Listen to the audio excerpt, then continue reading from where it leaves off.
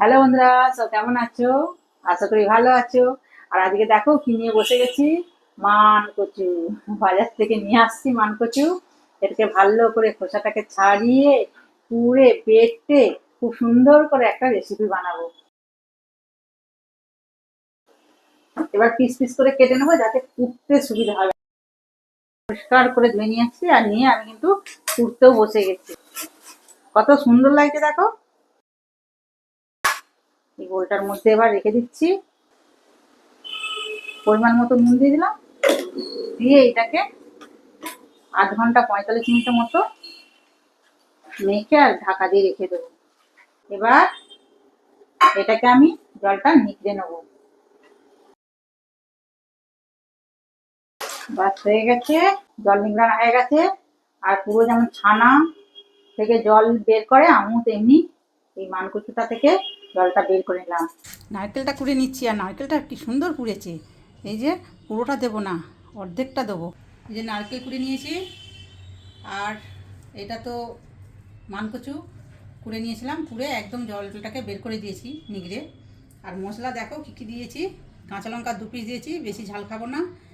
আর রসুন 6 পিস, কালো সর্ষে অল্প একটু, আর পোস্ত। এইগুলোকে আগে ভালো করে বেটে নেবো। যখন খাবো তখন আর এই কষ্টটা মনেই হবে না।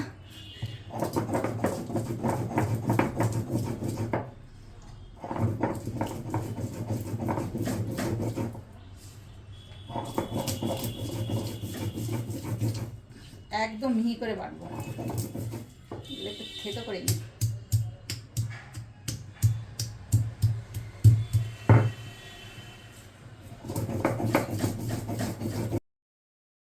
সামান্য একটু নুন দিয়ে দিলাম, কারণ সর্ষে বাটছি তো, সর্ষেগুলো তেতো হয়ে যায়।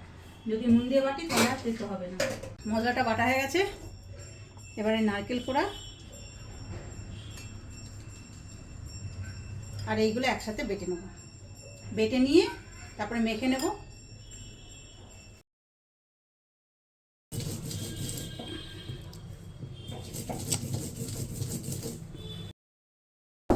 এবার ওই মশলাটার সঙ্গে আমি মেখে নেব। এবার আর কিছু দেবো না, শুধুমাত্র একটু তেল দেবো বাস। নুন দিয়ে তো তখন মেখেই রেখে দিয়েছিলাম। এবার সামান্য একটু তেল দিয়ে দিলেই আমার রেডি মানকচু বাটা। এই কাঁচা সর্ষের তেল সামান্য একটু দিলেই হয়ে যাবে। দিয়ে এবার মেখে নিচ্ছি ভালো করে, বাস। আর যে কি দারুণ খেতে, যারা একবার খেয়েছে তারা কিন্তু বারবারই খায়। মানকচু বাটা আমার রেডি।